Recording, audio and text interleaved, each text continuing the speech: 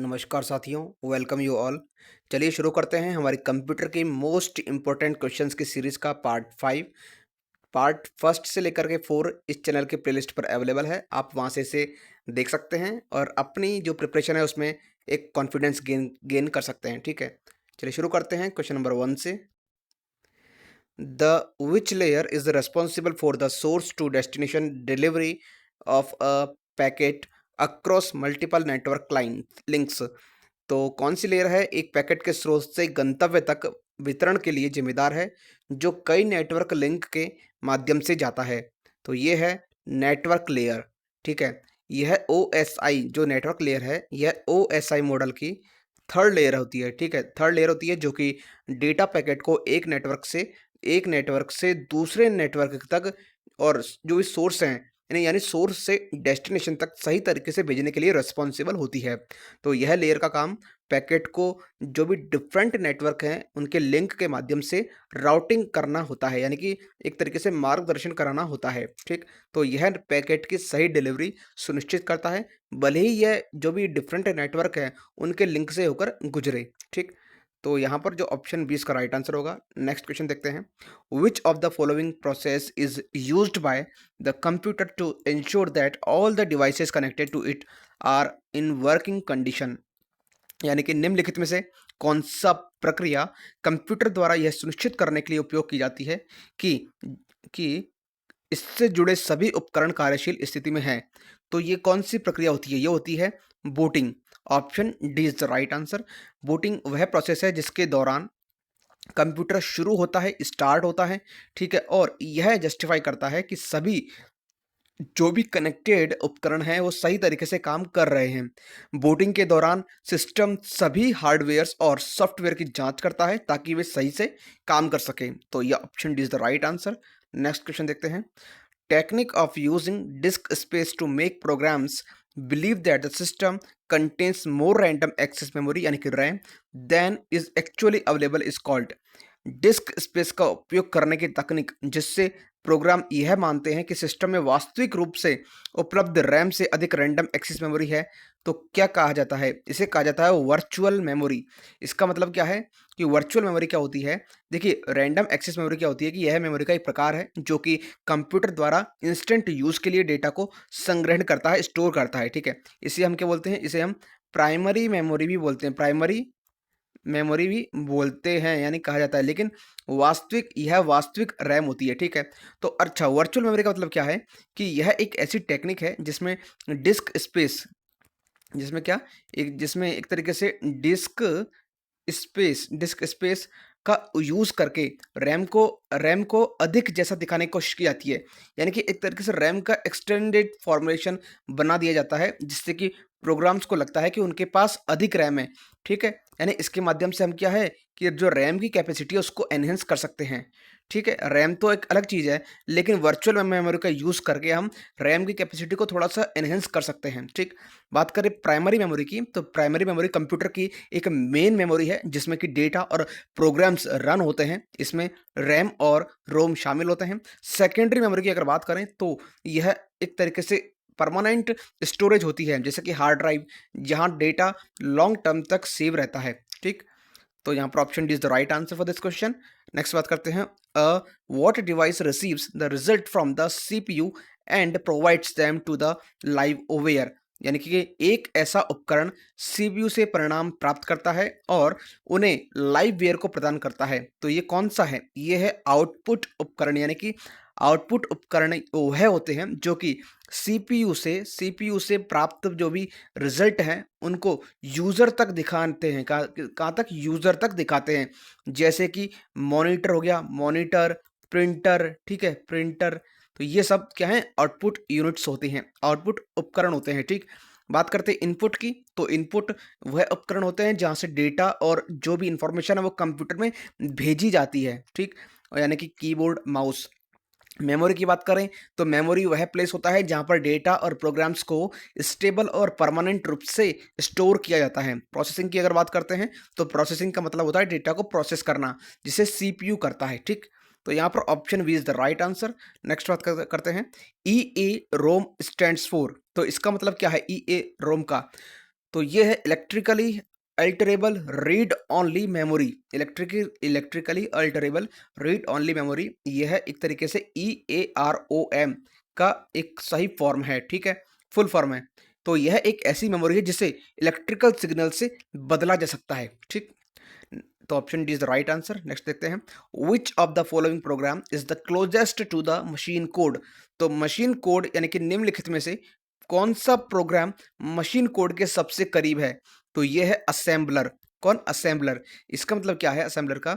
तो यह machine code के बहुत ही करीब होता है, क्योंकि यह असेंबली लैंग्वेज। असेंबली लैंग्वेज का मतलब क्या होता है? असेंबली लैंग्वेज का मतलब क्या होता है कि जो एक तरीके से ह्यूमन रीडेबल हो। कैसी? ह्यूमन रीडेबल हो, ठीक है, यानी कि मानव उसे समझ सके, को सीधे मशीन कोड यानी कि जो कंप्यूटर समझता है में बदल देता है। असेंबलर क्या करता है? जो असेंबली लैंग्वेज होती है, असेंबली लैंग्वेज मतलब जो मानव पठनीय होती है यानी कि ह्यूमन रीडेबल होती है, उसको सीधे मशीन कोड में चेंज कर देता है, यानी कि मशीन कोड का मतलब कंप्यूटर जिसे समझता है, ठीक है। तो ये होता है असेंबलर का काम।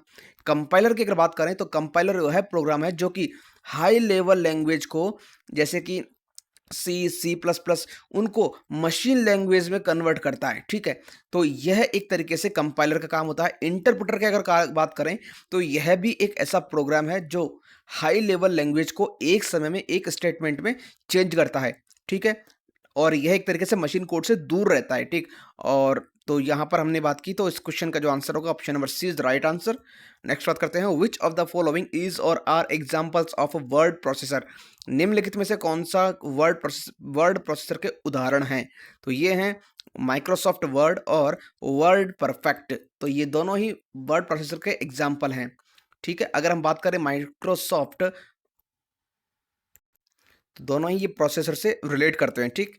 नेक्स्ट बात करते हैं, which of the following is or are example of spreadsheets, यानी कि कौन से स्प्रेडशीट्स के एग्जाम्पल हैं। तो माइक्रोसॉफ्ट एक्सेल और लोटस 123, ये दोनों ही इसके जो स्प्रेडशीट के एक तरीके से सॉफ्टवेयर हैं। जैसे माइक्रोसॉफ्ट एक्सेल की बात करें तो यह एक बहुत ही पॉपुलर स्प्रेडशीट सॉफ्टवेयर है, जैसे डेटा के विश्लेषण के तौर पर, चार्ट फॉर्मेशन के तौर पर और कैलकुलेशन करने के लिए यूज़ किया जाता है। लोटस 123 की अगर बात करें तो यह एक पुराना स्प्रेडशीट प्रोग्राम था जो पहले बहुत पॉपुलर था और अब भी कुछ जगहों पर इसका यूज़ होता है, ठीक है। तो option C is the right answer. Next बात करते हैं, what is the software which comes with the permission for people to redistribute copies for a limited period। यानी कि वह कौन सा सॉफ्टवेयर है जो लोगों को सीमित अवधि के लिए प्रतियां पुनर्वितरित करने की अनुमति देता है। तो यह है शेयरवेयर।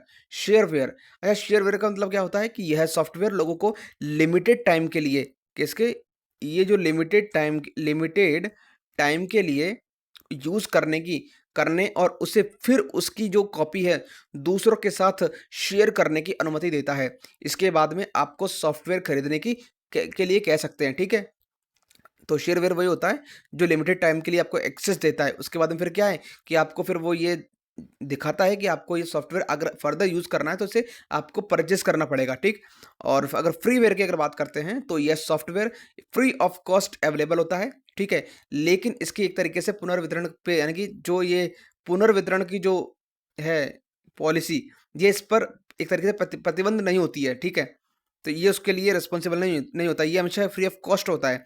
ओपन सोर्स सॉफ्टवेयर की अगर बात करते हैं तो इस सॉफ्टवेयर का सोर्स कोड पब्लिकली अवेलेबल होता है, ठीक है, ताकि जो यूज़र हैं वो इसे मॉडिफाई और डिस्ट्रीब्यूट कर सकें, ठीक है। जैसे कि फेसबुक है, फेसबुक का जो वो सोर्स है ओपन सोर्स है, ठीक है।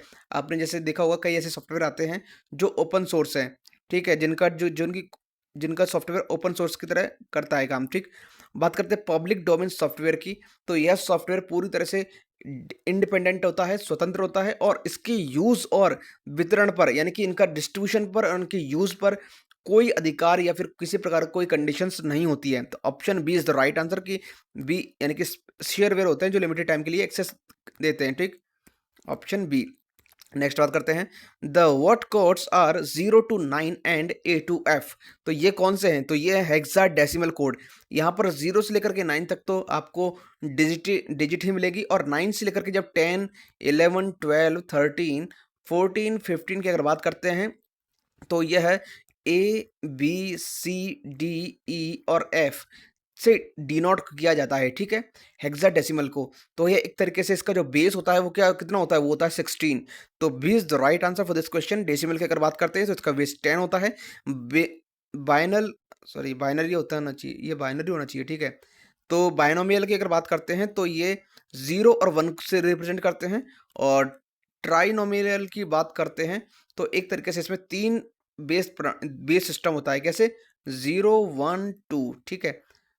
नेक्स्ट बात करते हैं, what does EULA stands for. तो EULA का मतलब क्या है, तो इसका मतलब है एंड यूजर लाइसेंस एग्रीमेंट, ठीक है। ये क्या होता है कि यह एक प्रकार का कानूनी अनुबंध होता है जो सॉफ्टवेयर के यूजर और सॉफ्टवेयर के जो प्रोड्यूसर हैं उनके बीच होता है, ठीक है, जिन्होंने सॉफ्टवेयर को यूज करते हैं और जो सॉफ्टवेयर को बनाते हैं उनके बीच का एक एग्रीमेंट होता है, क्या, EULA। Option D is the right answer. Next बात करते हैं, which of the following media device cannot perform both the operation of reading and writing। निम्नलिखित में से कौन सा मीडिया डिवाइस पढ़ने और लिखने दोनों कार्य नहीं कर सकता है, तो ये है option C, CD ROM. CD ROM की अगर बात करें तो यह केवल रीड के लिए ही यूज होता है, किसके लिए, यह केवल रीड के लिए ही, पढ़ने के लिए ही यूज होता है। हार्ड डिस्क की अगर बात करते हैं तो यह दोनों कार्य के लिए हो सकता है, read and write. Pen drive जो है ये दोनों के लिए रीड एंड राइट। और फ्लॉपी डिस्क ये भी रीड एंड राइट के लिए यूज होता है, ठीक है। सीडी रोम केवल रीड करने के लिए होता है। नेक्स्ट बात करते हैं, which of the following software is also called as closed source software. तो ये कौन सा निम्नलिखित में से कौन सा सॉफ्टवेयर क्लोज्ड सोर्स सॉफ्टवेयर के रूप में जाना जाता है, तो ये है option B, priority sorry proprietary software. Proprietary software का मतलब क्या होता है कि ये क्लोज्ड सोर्स सॉफ्टवेयर होता है जिसमें कोड को पब्लिकली नहीं देखा जा सकता। Option B is the right answer. Free BSD की अगर बात करें तो यह ओपन सोर्स सॉफ्टवेयर है, ओपन सोर्स सॉफ्टवेयर है, ठीक है। और मैंड्रिवा की अगर बात करें तो यह भी एक ओपन सोर्स, और फायरफॉक्स भी ओपन सोर्स सॉफ्टवेयर है, ठीक है। नेक्स्ट बात करते हैं, physical addressing is performed by which layer of OSI model. तो भौतिक एड्रेसिंग या फिजिकल एड्रेसिंग OSI मॉडल की किस लेयर द्वारा की जाती है, तो ये की जाती है लेयर 2 यानी लेयर सेकंड के द्वारा, ठीक है। तो अगर लेयर 3 की अगर बात करें तो यहाँ पर नेटवर्क एड्रेसिंग होती है, कौन सी, नेटवर्क एड्रेसिंग। लेयर 4 पे होती है ट्रांसपोर्ट लेयर, एक तरीके से कौन सी, ट्रांसपोर्ट लेयर, जो कि डेटा को ट्रांसमिशन करती है, ठीक। लेयर 2 की अगर बात करते हैं तो यह एक तरीके से डेटा लिंक लेयर होती है जो कि फिजिकल एड्रेसिंग जैसे कि मैक एड्रेस का कार्य करती है, ठीक। और लेयर 7 की अगर बात करें तो यह एक तरीके से एप्लीकेशन लेयर होती है, ठीक है, जो कि यूजर से रिलेटेड होती है, ठीक। तो option C is the right answer for this question. Next बात करते हैं, what is the process of dividing a network into 2 और मोर नेटवर्क कॉल्ड। तो ये होता है सबनेटिंग। सबनेटिंग क्या होती है, ये एक तरीके से प्रोसेस होती है जिसमें एक बड़े नेटवर्क को छोटे छोटे नेटवर्कों में विभाजित किया जाता है, ठीक है, विभाजित किया जाता है। ये एक तरीके से क्या होती है, सबनेटिंग होती है। डिवाइडर की अगर बात करें तो यह कोई नेटवर्क प्रोसेस नहीं होता है। ईथरनेट की अगर बात करें तो यह एक नेटवर्किंग टेक्नोलॉजी होती है जो कि डेटा ट्रांसफर के लिए यूज होती है, डेटा ट्रांसफर के लिए। और लैन जो है इसे बोलते हैं लोकल एरिया नेटवर्क, जो कि एक एक स्थानीय क्षेत्र नेटवर्क होता है, ठीक है, जिसमें कंप्यूटर और एक तरीके से अन्य जो अदर डिवाइसेस है वो एक साथ जुड़े हुए होते हैं। तो यहाँ पर जो option B is the right answer. Next बात करते हैं, कौन सा है जो is a collection of one or more files that correct flows in the performance, reliability और security of a specific software product। तो वह कौन सा है जो एक या एक से अधिक फाइलों का संग्रह है जो एक विशिष्ट सॉफ्टवेयर उत्पाद की प्रदर्शन, विश्वसनीयता या सुरक्षा में दोषों को सही करता है, तो ये है सॉफ्टवेयर पैच। सॉफ्टवेयर पैच का क्या काम है, देखिए यह एक छोटी सी फाइल होती है। सॉफ्टवेयर पैच जो है एक छोटी सी एक स्मॉल फाइल होती है जो कि सॉफ्टवेयर की प्रॉब्लम्स को ठीक कराती है। सॉफ्टवेयर अपडेट की अगर बात करें तो यह एक प्रकार का नया एडिशन होता है, यानी कि यह सॉफ्टवेयर के नए एडिशन को एस्टेब्लिश करने का रिस्पॉन्सिबल वर्क होता है इसका, ठीक है। और पैच जो है वो एक तरह की छोटा सुधार होता है, यानी स्मॉल चेंज करना पड़ता है उसके सुधारने के लिए, उसको अमेंड करने के लिए, ठीक है। और सॉफ्टवेयर पायरेसी की बात करें तो यह एक प्रकार का इनवैलिड फॉर्मेशन होता है जो कि सॉफ्टवेयर की कॉपी करता है, ठीक। और बस option C is the right answer. Next बात करते हैं, internal hard disk is a which memory and pen drive is a which memory. तो इंटरनल हार्ड डिस्क की अगर बात करें तो यह एक प्रकार का ऑनलाइन मेमोरी है और पेन ड्राइव जो है वो ऑफलाइन मेमोरी है। इंटरनल हार्ड डिस्क का मतलब क्या होता है, यह एक ऑनलाइन मेमोरी है जो कि हमेशा सिस्टम के साथ जुड़ी हुई रहती है, सिस्टम के साथ जुड़ी रहती है और लगातार काम करती रहती है। और पेन ड्राइव की अगर बात करें तो पेन ड्राइव जो है वो ऑफलाइन मेमोरी है, क्योंकि इसे केवल सिस्टम से कनेक्ट करके लगाने पर इस्तेमाल होता है, ठीक है। और अक्सर एक तरीके से जो आउटर इक्विपमेंट्स होते हैं, उपकरण होते हैं, इंस्ट्रूमेंट्स होते हैं, उनके रूप में कार्य होती है, उपयोग होती है, ठीक है। Option D is the right answer. Next बात करते हैं, the what enables you to simultaneously keep multiple web pages open in one browser window. तो वह क्या है जो आपको एक ब्राउज़र विंडो में एक साथ कई वेब पेज खोलने की सुविधा देता है? तो ये होता है टैब रो। टैब रो क्या करता है? तो टैब रो वह पार्ट होता है जहाँ पर आप एक ब्राउज़र विंडो में एक साथ कई वेब पेजेस को खोल सकते हैं, ठीक है? हर पेज का एक अलग टैब होता है, ठीक है? अब बात करें टैब बॉक्स की, तो टैब बॉक्स क्या है कि यह एक प्रकार का कोई सामान्य ब्राउज़र फीचर नहीं होता, ठीक है? ये इसका कोई वैलिड टर्म्स नहीं है ये। पॉपअप हेडर की अगर बात करें तो यह पॉपअप विंडोज़ को मैनेज करने के लिए होता है, ठीक है? Popup helper. और एड्रेस बार क्या होता है? ये वेबसाइट का एक यूआरएल होता है, ठीक है? यूआरएल दिखाता है, मतलब यूनिवर्सल रिसोर्स लोकेटर। तो एक प्रकार का उसका एड्रेस होता है, एड्रेस बार होता है, ठीक। तो option C is the right answer. Next बात करते हैं, who developed the concept of email. तो ईमेल को किसने डेवलप किया था? तो ये किया था रे टॉमिल्सन ने। किसने? रे टॉमिल्सन ने। तो अगर बात करें रे टॉमिल्सन की, तो ईमेल का विचार और पहला जो ईमेल सिस्टम है वो 1971 में रे टॉमिल्सन ने इसको डेवलप किया था। अगर हम बात करें बिल गेट्स की, तो बिल गेट्स माइक्रोसॉफ्ट को इस्टेब्लिश किया था, ठीक है। और ब्लाइस पास्कल की अगर बात करें तो ये एक मैथमेटिशियन और इन्वेंटर थे जिन्होंने कंप्यूटर विज्ञान में योगदान किया, ठीक है। लेकिन ईमेल से इनका कोई संबंध नहीं है, ठीक है। कैलकुलेटर की खोज इन्होंने की थी। और सबीर भाटिया, ये कौन है? अच्छा, इन्होंने हॉटमेल के लिए बता, एक तरीके से ये हॉटमेल, इन्होंने क्या किया था? हॉटमेल नामक ईमेल विकसित किया था, ठीक है। तो सबसे शुरुआत में जो ईमेल को विकसित किया था वो थे रे टॉमिल्सन। नेक्स्ट बात करते हैं, the will be the output when and operator is applied on input 1 and 0। तो अगर एंड ऑपरेटर अप्लाई करेंगे 1 एंड 0 पर तो हमें क्या मिलना चाहिए? तो यहाँ पर हमें मिलना चाहिए 0। कैसे? ये एंड ऑपरेटर का साइन होता है जहाँ पर अगर मान लीजिए दो इनपुट हैं हमारे पास, तो अगर एक में 0 दे रहे हैं और एक में 1 दे रहे हैं तो हमें क्या मिलेगा? ए इंटू बी क्या होता है? ये होता है 0, ठीक है। यानी कि 0 इंटू 1 क्या होता है? 0 होता है, ठीक है। सॉरी, 0 एंड ऑपरेटर यूज करके 0 एंड 1 क्या होता है? 0, यानी ऑफ कंडीशन में आएगा, ठीक है।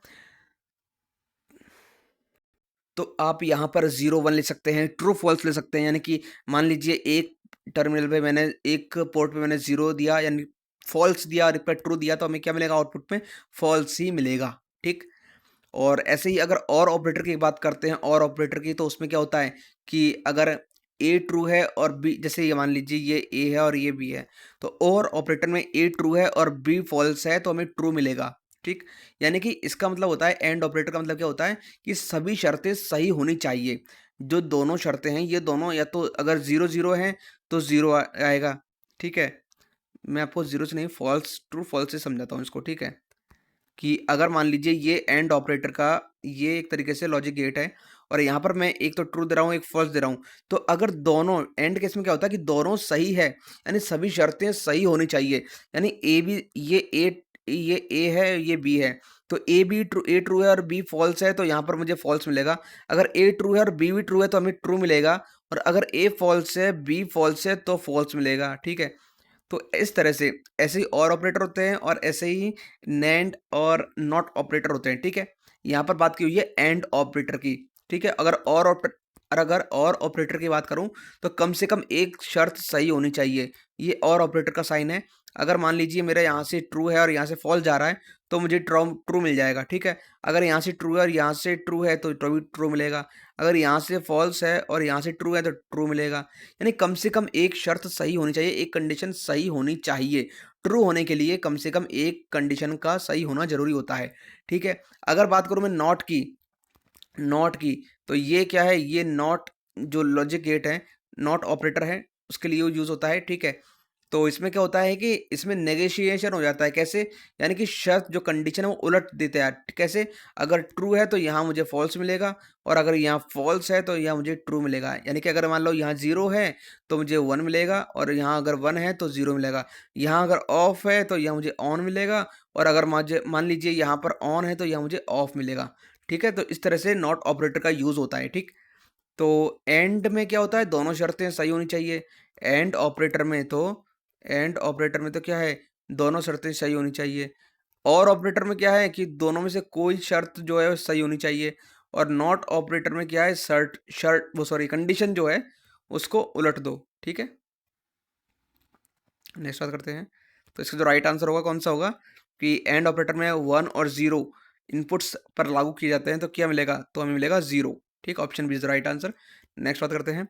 2 raise to power 30 bytes represent, तो ये किसको रिप्रेजेंट करता है? ये करता है 1 गीगाबाइट को, ठीक है? विच of the following operation is not performed by ALU, तो अर्थमेटिक लॉजिक यूनिट के अकॉर्ड से कौन सा ऑपरेशन परफॉर्म नहीं होता है? तो इसमें डिवीजन होता है, लॉजिकल एंड होता है, कॉम्प्लीमेंट होता है, लेकिन एक्सपोनेंशियल नहीं होता, घातांक नहीं होता है, ठीक है? तो यह एक प्रकार की कॉम्प्लेक्स प्रोसेस होती है, ठीक है? तो option D is the right answer. Next बात करते हैं। What is a hardware frame and a set of electrical connection interfaces that enable a notebook computer to effectively serve as a desktop computer? तो वह क्या है जो एक hardware frame और इलेक्ट्रिकल कनेक्शन इंटरफेस का सेट होता है जो कि एक नोटबुक कंप्यूटर को प्रभावी रूप से डेस्कटॉप कंप्यूटर के रूप में काम करने में सक्षम बनाता है? तो यह है डॉकिंग स्टेशन। डॉकिंग स्टेशन क्या चीज़ होती है? तो डॉकिंग स्टेशन को अगर समझें तो यह एक हार्डवेयर फ्रेम और कनेक्शन इंटरफेस होता है जो कि नोटबुक कंप्यूटर को डेस्कटॉप कंप्यूटर की तरह काम करने में सक्षम बनाता है। तो यह एक एडवांस्ड पोर्ट्स और कनेक्टिविटी प्रोवाइड करता है जिससे कि नोटबुक को अदर डिवाइसेस के साथ जोड़ा जा सकता है। बात करें नेटवर्क इंटरफेस कार्ड की, तो यह है NIC। तो यह एक प्रकार का कंप्यूटर हार्डवेयर है जो कि कंप्यूटर को नेटवर्क से जोड़ने के लिए यूज़ होता है, जैसे कि वाईफाई, ठीक है? या फिर ईथरनेट के माध्यम से इंटरनेट से जुड़ना। टोपोलॉजी की अगर बात करें तो टोपोलॉजी की अगर बात करें तो टोपोलॉजी एक प्रकार का एक नेटवर्क के स्ट्रक्चर या फिर डिज़ाइन को दर्शाता है, जैसे कि कंप्यूटर और डिवाइस आपस में जुड़े होते हैं, जैसे कि बस टोपोलॉजी, ठीक है? रिंग टोपोलॉजी, रिंग है, मैश मैश टोपोलॉजी, ठीक है? और ये सब स्टार टोपोलॉजी, ये सब क्या है? इस टोपोलॉजी के एग्जांपल्स हैं, ठीक है? सॉरी, इनके टाइप्स होते हैं, ठीक? और तो एक तरीके से ये हार्डवेयर से रिलेटेड नहीं होता है, बल्कि यह नेटवर्क के डिज़ाइन से जुड़ा हुआ होता है। तो और वर्चुअल स्टोरेज यूनिट की अगर बात करें तो वर्चुअल स्टोरेज यूनिट यह एक सॉफ्टवेयर बेस्ड स्टोरेज यूनिट होता है जो कि फिजिकल स्टोरेज डिवाइस का वर्चुअल रूप होता है। इसका इस्तेमाल डेटा को वर्चुअली स्टोर करने के लिए होता है, लेकिन यह डॉकिंग स्टेशन जैसा नहीं होता। तो यहाँ पर option C is the right answer. Docking station क्या है? एक प्रकार का हार्डवेयर फ्रेम और कनेक्शन इंटरफेस है, ठीक है? नेक्स्ट बात करते हैं। What is the program that searches for and identifies items in a database that correspond to keywords used especially for finding particular sites on the world wide web? तो ऐसा कौन सा एक प्रोग्राम है जो कि डेटाबेस में उन आइटम्स को खोजता है जो और पहचानता है जो कीवर्ड से मेल खाते हैं, विशेष रूप से वर्ल्ड वाइड वेब पर विशेष साइट्स को खोजने के लिए? तो ये होता है सर्च इंजन। सर्च इंजन क्या चीज़ है कि यह एक प्रोग्राम है जो डेटाबेस या फिर इंटरनेट पर जो जानकारी इंफॉर्मेशन उनको खोजता है। तो यह यूज़र द्वारा दिए गए जो भी कीवर्ड्स के आधार पर वेबसाइट्स और अन्य जानकारी दिखाता है, जैसे कि गूगल गूगल या फिर बिंग एटसेट्रा, ठीक? और अगर हम बात करें विजेट्स की, ऑप्शन ए की, तो विजेट्स क्या होते हैं? ये छोटे एप्लीकेशंस होते हैं जो कि डेस्कटॉप या वेबसाइट पर दिखाए जाते हैं और किसी स्पेसिफिक वर्क को करते हैं, जैसे कि मौसम का अपडेट बताना, ठीक है? कैलेंडर का टूल। और तो इस एक तरीके से ये क्या होते हैं? ये सर्च इंजन नहीं होता, ये केवल छोटे-छोटे जो भी इनका जो रिस्पॉन्सिबल वर्क होता है वो केवल वही रिस्पॉन्ड करते हैं, ठीक है? और सोशल मीडिया की अगर बात करें, सोशल मीडिया आप सभी भली बातें जानते हैं कि किस लिए यूज़ होता है। ये एक ऐसा प्लेटफॉर्म है जहाँ पर लोग आपस में संवाद कर सकते हैं, कम्युनिकेशन कर सकते हैं, ठीक है। और जो भी सब्सटेंस है, जो भी सामग्री है, कंटेंट है, उसको साझा कर सकते हैं और एक तरीके से कम्युनिटी बना सकते हैं, ठीक है। तो ये एक प्रकार का सर्च इंजन नहीं होता, बल्कि लोग सोशल इंटरेक्शन के लिए इसे यूज़ करते हैं। मेलवेयर की अगर बात करते हैं तो मेलवेयर एक एक प्रकार का सॉफ्टवेयर होता है जो कि कंप्यूटर या नेटवर्क को नुकसान पहुंचाने के लिए डिज़ाइन किया जाता है, ठीक है। तो यह भी एक प्रकार का सर्च इंजन नहीं है, तो यहाँ पर search engine is the right answer, ठीक। तो सर्च इंजन वह प्रोग्राम होता है जो कि इंटरनेट पर विशिष्ट साइट्स को खोजने के लिए कीवर्ड्स का यूज़ करता है, ठीक।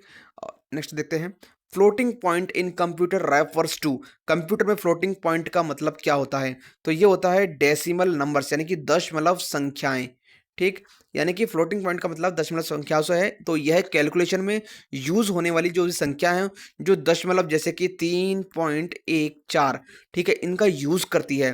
कंप्यूटर में फ्लोटिंग पॉइंट का यूज़ बहुत बड़ी या फिर छोटी संख्याओं के लिए किया जाता है। तो option D is the right answer, ठीक।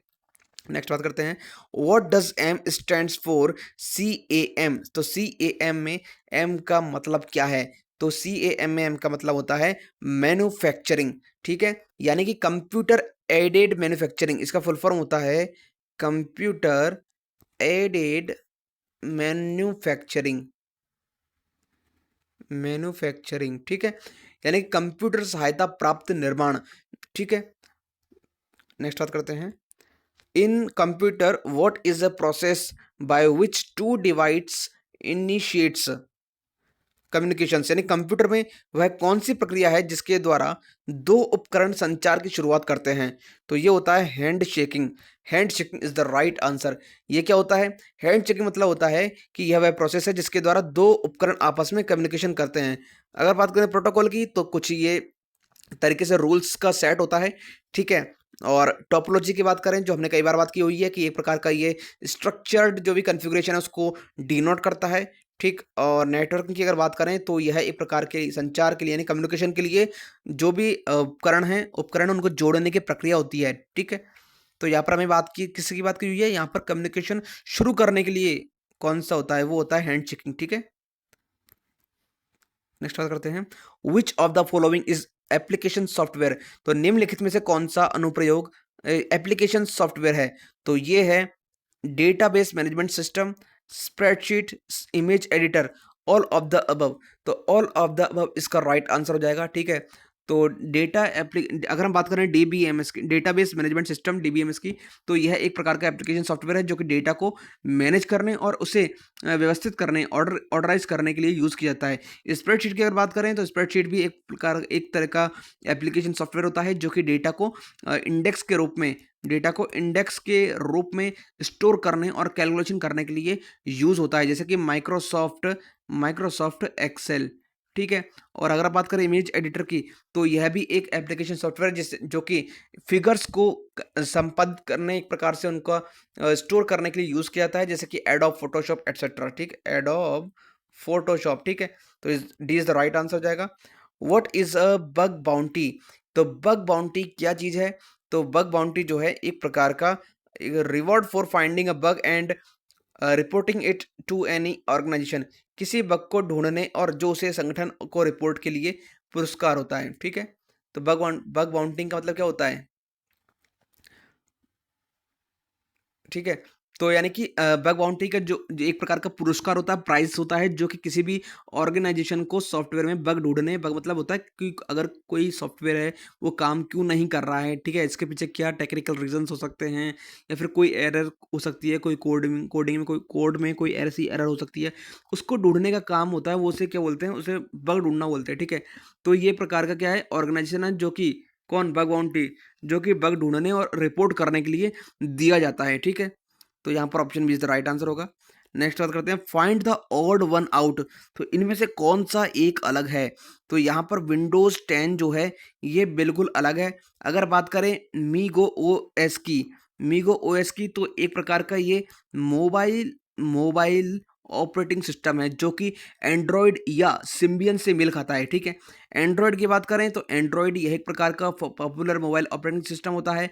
और विंडो 10 ये क्या है, ये एक डेस्कटॉप और लैपटॉप ऑपरेटिंग सिस्टम होता है, ठीक? और सिम्बियन ओएस ये भी एक मोबाइल ऑपरेटिंग सिस्टम है।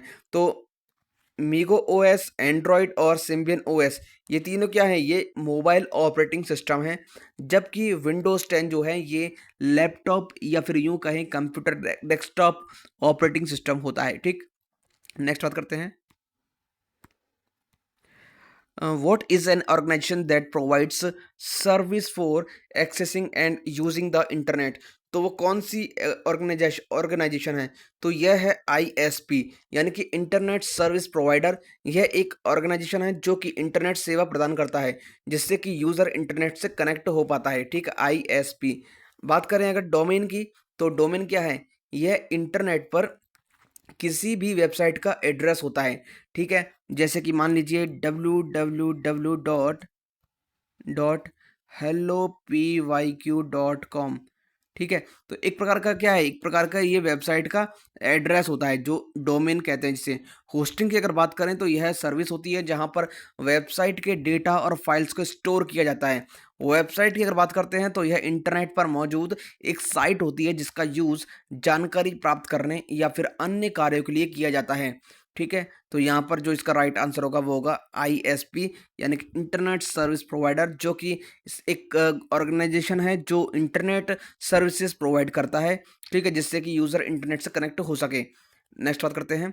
विच of the following is used to store programs and files that are to be used later? तो निम्नलिखित में से कौन सा प्रोग्राम और फाइल्स को स्टोर करने के लिए यूज़ किया जाता है जिन्हें बाद में उपयोग किया जाएगा? तो ये है हार्ड डिस्क। हार्ड डिस्क का मतलब क्या होता है? हमने कई बार देखा, इसकी चर्चा की थी कि यह एक प्रकार का परमानेंट स्टोरेज डिवाइस है, जहां पर प्रोग्राम्स और फाइल्स को लॉन्ग टर्म के लिए या फिर यूं कहें कि लंबे समय के लिए स्टोर किया जाता है। मदरबोर्ड की अगर बात करते हैं तो मदरबोर्ड कंप्यूटर का एक मेन प्लेटफॉर्म होता है जहां पर सभी हार्डवेयर जुड़े होते हैं। रैम की अगर बात करें तो रैम जो एक नॉन परमानेंट, ठीक है, यानी कह सकते हैं टेम्परेरी मेमोरी होती है जो वर्तमान यानी कि प्रेजेंट में चल रहे प्रोग्राम्स को और डेटा को स्टोर करती है, ठीक है? हार्ड डिस्क हमने बात की थी। कैश की अगर बात करते हैं तो यह एक प्रकार की फास्ट मेमोरी होती है जो कि अक्सर इस्तेमाल होने वाले डेटा को नॉन परमानेंटली रूप से स्टोर करती है ताकि उसे जल्दी से एक्सेस किया जा सके, ठीक? तो यहाँ पर हार्ड डिस्क इसका राइट आंसर होगा, क्योंकि यह परमानेंट रूप से प्रोग्राम्स और फाइल को स्टोर करती है, ठीक? तो नेक्स्ट बात करते हैं question. Which of the following is not a processor architecture? तो निम्नलिखित में से कौन सा प्रोसेसर आर्किटेक्चर नहीं है? तो ये है डिस्क, ठीक है? एक प्रकार का डिस्क क्या है, एक प्रकार का ये स्टोरेज डिवाइस है। ये कोई भी प्रोसेसर आर्किटेक्चर नहीं है। रिस्क की अगर बात करें तो यह प्रोसेसर आर्किटेक्चर है जो कि सिंपल और फास्टली जो भी डायरेक्शंस हैं, इंस्ट्रक्शंस हैं, उनको एग्जीक्यूट करता है। एपिक की अगर बात करें, एपिक की, तो यह एक प्रोसेसर आर्किटेक्चर है जो कि बड़े पैमाने पर डेटा प्रोसेसिंग के लिए डिज़ाइन किया गया था।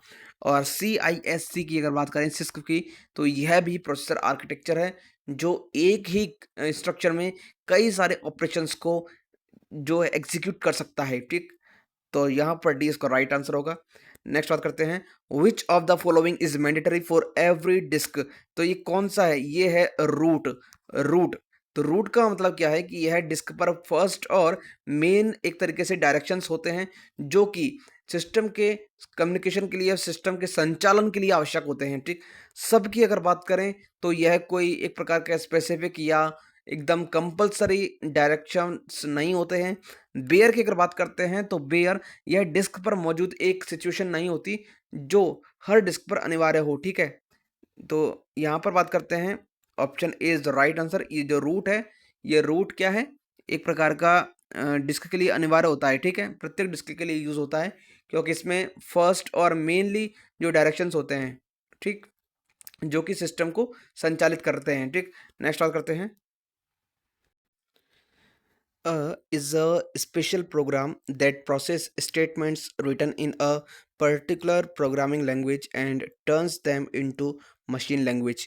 तो वह क्या है जो एक विशेष प्रोग्राम है जो एक विशेष प्रोग्रामिंग लैंग्वेज में लिखे गए स्टेटमेंट्स को प्रोसेस करता है और उन्हें मशीन लैंग्वेज में कन्वर्ट कर देता है? तो यह है कंपाइलर। क्या है कंपाइलर। देखिए कंपाइलर क्या है, जो भी प्रोग्राम्स हैं उसमें जो भी जिस लैंग्वेज में लिखे गए हैं उनके स्टेटमेंट्स को प्रोसेस करके उन्हें मशीन लैंग्वेज में कन्वर्ट कर देता है, ठीक है। और डिवाइस ड्राइवर की अगर बात करते हैं तो यह एक सॉफ्टवेयर होता है जो कि हार्डवेयर डिवाइस और ऑपरेटिंग सिस्टम के बीच में हार्डवेयर डिवाइस और ऑपरेटिंग सिस्टम के बीच में एक तरीके से कम्युनिकेशन एस्टेब्लिश करता है, ठीक। और असेंबलर की हमने बात की थी कि यह एक प्रकार का प्रोग्राम है जो कि असेंबली लैंग्वेज को मशीन लैंग्वेज में कन्वर्ट करता है, ठीक। तो इसका राइट आंसर होगा ऑप्शन ए। नेक्स्ट नेक्स्ट देखते हैं। Who among the following is called the father of pascal programming language. तो ये है चार्ल्स बेबेज होना चाहिए मेरे हिसाब से, ठीक है। तो यहाँ पर जो बात की अगर बाजार ने स्टॉपेट, डेनिस रिची, ब्लेज पास्कल, बात निम्नलिखित में से किसे पास्कल प्रोग्रामिंग लैंग्वेज के पिता कहा जाता है। तो यहाँ पर पास्कल प्रोग्रामिंग लैंग्वेज की बात की हुई है, पास्कल प्रोग्रामिंग लैंग्वेज। तो ये जो इसके जो निर्माता थे वो थे निकलस विर्थ। कौन थे? निकलस, ठीक है, निकोलस विर्थ, निकोलस विर्थ, ठीक है। तो यहाँ पर option E is the right answer होगा इसका। नेक्स्ट बात करते हैं। Segmentation and reassembly are performed by which layer of the OSI model. यानी सेगमेंटेशन और रिजेंबली ओएसआई मॉडल की किस लेयर द्वारा की जाती है। तो ये की जाती है लेयर 4 के द्वारा, ठीक है। यह एक प्रकार का क्या है, ट्रांसपोर्ट लेयर है जो कि सेगमेंटेशन और रीअसेंबली करती है, जो यह डेटा को छोटे छोटे पैकेट्स में विभाजित करती है और फिर इसे क्या है जोड़ देती है, ठीक है। बात बात करते हैं लेयर 3 की। तो लेयर 3 एक नेटवर्क लेयर होती है। ये एक प्रकार का नेटवर्क लेयर है जो कि रूटिंग और डेटा पैकेट्स को कंट्रोल करती है, ठीक। और लेयर 2 की अगर बात करते हैं तो यह एक डेटा लिंक लेयर होती है जो कि डेटा पैकेट्स के लिए हार्डवेयर एड्रेसिंग और एरर चेकिंग करती है, ठीक। और लेयर 7 की अगर बात करते हैं तो यह एप्लीकेशन लेयर होती है जो यूज़र अनुप्रयोग होती हैं, जो भी यूज़र्स हैं और जो भी नेटवर्क सर्विसेज होती है उनके बीच में इंटरफेस प्रोवाइड करवाती है, ठीक।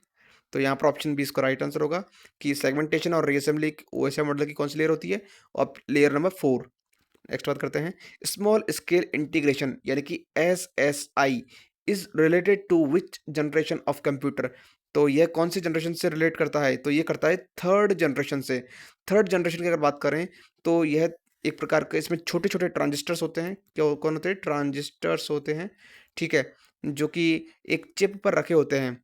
बात करें सेकंड जनरेशन की, तो इस पीढ़ी में एक तरीके से सेकंड जनरेशन में इस तरह की जो एसएसआई चिप है इनका यूज़ नहीं हुआ था, ठीक है। एसएसआई क्या होता है? स्मॉल स्केल इंटीग्रेशन, इसका यूज़ नहीं हुआ था।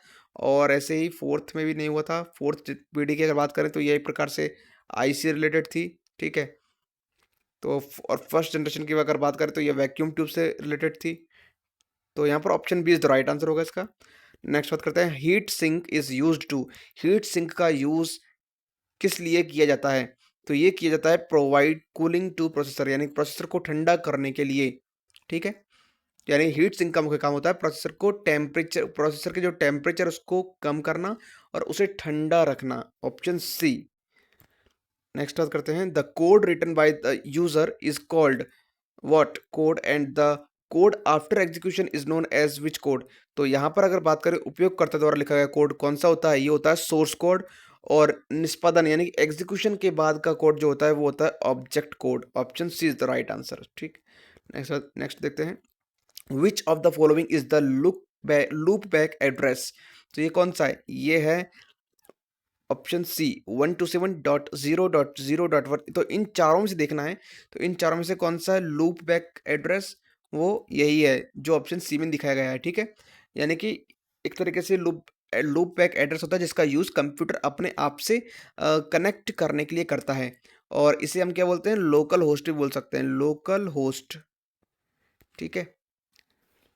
तो और अगर हम बात करें ऑप्शन डी की, तो एक प्रकार का ये सामान्य आईपी एड्रेस होता है। और ये जो अगर बात करें एक ही बार बार नंबर रिपीट होने की, तो यह क्या है? एक प्रकार का ब्रॉडकास्ट एड्रेस होता है। और ये जो ऑप्शन ए है ये भी एक प्रकार का आईपी एड्रेस होता है, ठीक। नेक्स्ट देखते हैं। A byte can represent any number between zero and what.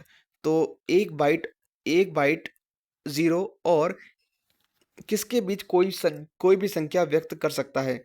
तो यह ऑप्शन बी 255, ठीक है? यानी एक बाइट में 8 बिट होते हैं। एक अगर बाइट की बात करूँ मैं, तो इसमें 8 बिट होते हैं, ठीक है?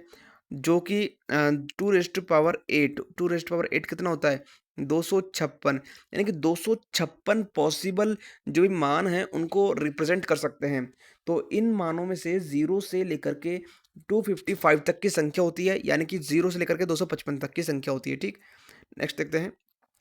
The type of software that controls the internal operations in the computer and control how the computer works with all its parts is which of the following, यानी कि उस सॉफ्टवेयर का प्रकार जो कंप्यूटर के आंतरिक संचालन को नियंत्रित करता है और यह नियंत्रित करता है कि कंप्यूटर अपने सभी पार्ट्स के साथ कैसे काम करता है। तो निम्नलिखित में से वह कौन सा है? तो right answer is operating system.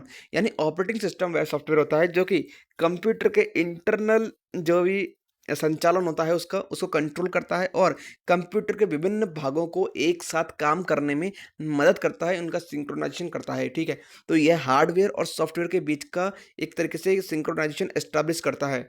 बात करें शेयरवेयर की, तो शेयरवेयर की अभी अभी हमने मैं बताया था आपको कि यह एक प्रकार का सॉफ्टवेयर है जो कि लिमिटेड टाइम के लिए फ्री में इस्तेमाल किया जाता है किसी भी सॉफ्टवेयर को। बात करें एप्लीकेशन सॉफ्टवेयर की, तो किसी पर्टिकुलर पर्पस के लिए इसे तैयार किया जाता है, जैसे कि वर्ड प्रोसेसिंग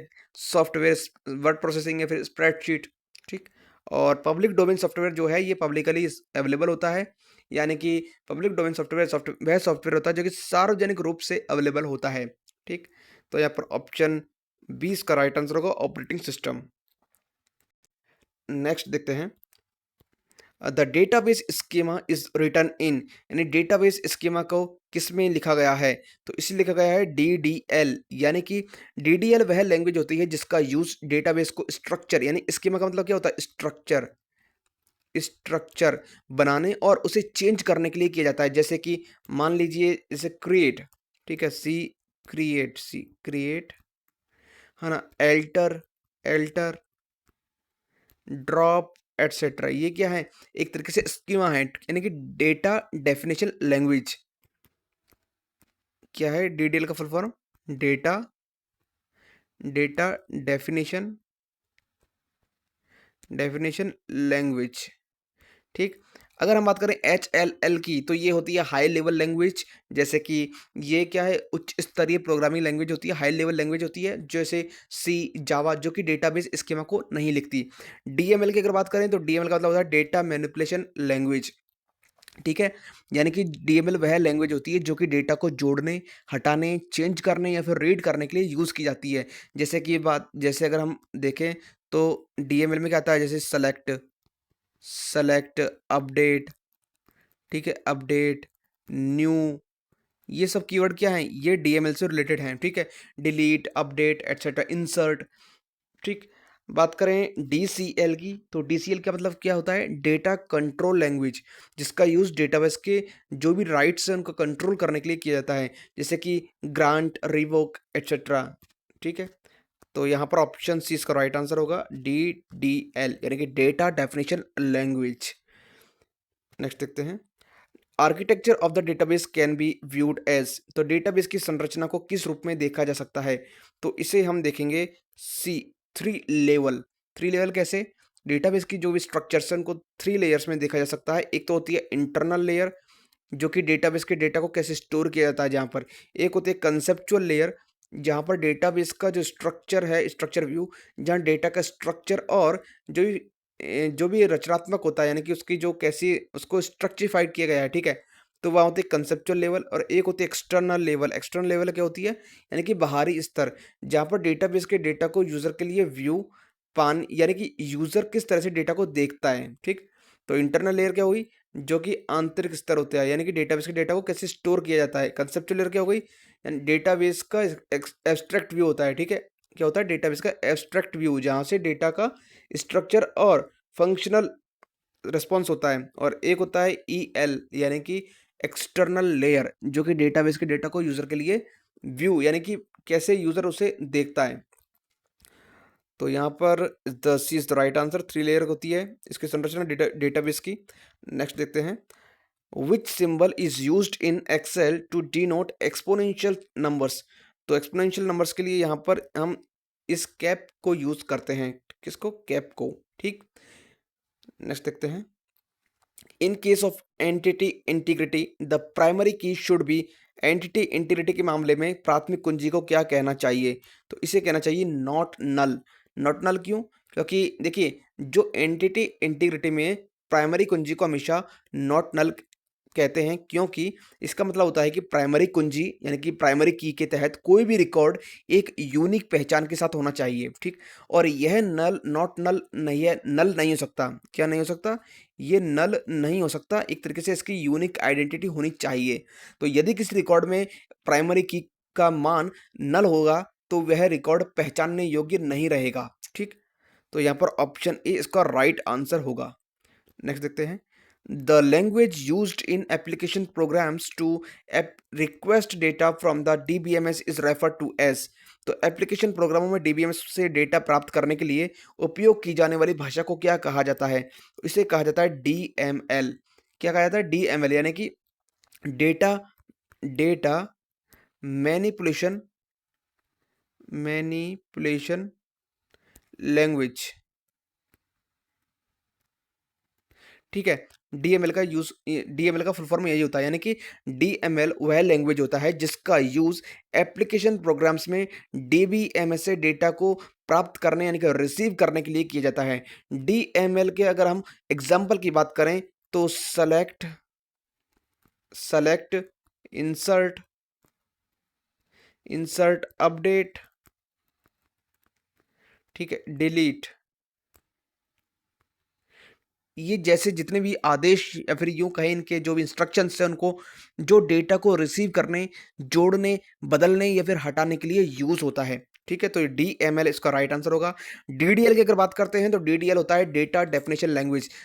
ठीक है। इसका यूज क्या होता है? डेटाबेस के स्ट्रक्चर को एक तरीके से डिफाइन करने के लिए किया जाता है। ठीक है। जैसे कि टेबल्स हो गई, इंडेक्सेस हो गई, इनका फॉर्मेशन या फिर इनमें संशोधन करना। एग्जाम्पल के तौर पर जैसे क्रिएट। ठीक है, क्रिएट। ठीक है, क्रिएट हो गया, एल्टर हो गया, एल्टर, ड्रॉप, ये सब इसमें ये किसमें आते हैं? डीडीएल में, यानी कि डेटा डेफिनेशन लैंग्वेज। वीडीएल की अगर बात करते हैं तो वीडीएल का यूज केवल डेटा के व्यू को परिभाषित करने के लिए किया जाता है। वीडीएल का मतलब होता है व्यू डेफिनेशन लैंग्वेज। ठीक है। वी का मतलब क्या होता है? व्यू, यानी कि व्यू डेफिनेशन लैंग्वेज। तो यह डीबीएमएस के साथ डेटा के इंटरफेस को कंट्रोल करता है। ठीक है। लेकिन यह डेटा प्राप्त करने या मैनिपुलेट करने के लिए इसका यूज नहीं किया जाता है। एसडीएल की अगर बात करें तो इसका मतलब होता है स्ट्रक्चर डेफिनेशन लैंग्वेज, यानी कि एसडीएल का यूज डेटाबेस के स्ट्रक्चरल पहलुओं को परिभाषित करने के लिए किया जाता है। ठीक। तो यहाँ पर ऑप्शन ए इसका राइट आंसर होगा, डीएमएल। तो ये थे हमारे कंप्यूटर, हमारी जो मोस्ट इम्पोर्टेंट कंप्यूटर के क्वेश्चंस हैं उनकी सीरीज का पार्ट 5। तो यहाँ तक बने रहने के लिए आपका धन्यवाद।